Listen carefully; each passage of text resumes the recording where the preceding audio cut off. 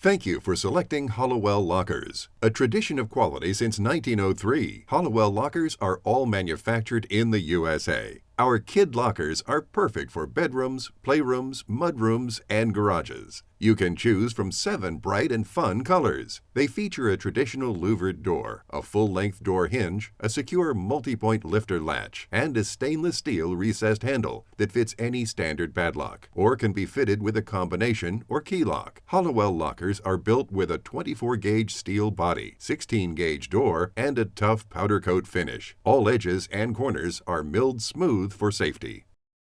For assembly, you will need a 3/8-inch nut driver or socket wrench. A small screwdriver or awl can be used to help line up holes if necessary. So let's get started. In a clean and clear area, unpack the locker and check that you have all the parts as indicated on the instruction sheet. Start by placing the back panel on a flat surface with the side flanges facing up. Note, when connecting the side panels, they are different holes that line up with the top and bottom panels. One at a time, match up the side panel inset flange to the back panel inside edge flange. Using the supplied hardware, going from the outside of locker in, nut and bolt the side panels on. Only finger tightening hardware at this time, which makes it easier to align the holes as you assemble the rest of the locker. Next, attach the top panel to the outside of the sides and back panel. Now for the bottom panel. Start by placing it on the inside of the locker, smooth side facing inward, and the cutout notches toward the back. Attach bottom. Next, carefully place the door frame assembly on the locker front and align the bolt holes. You will need to open the door to access the holes and attach it.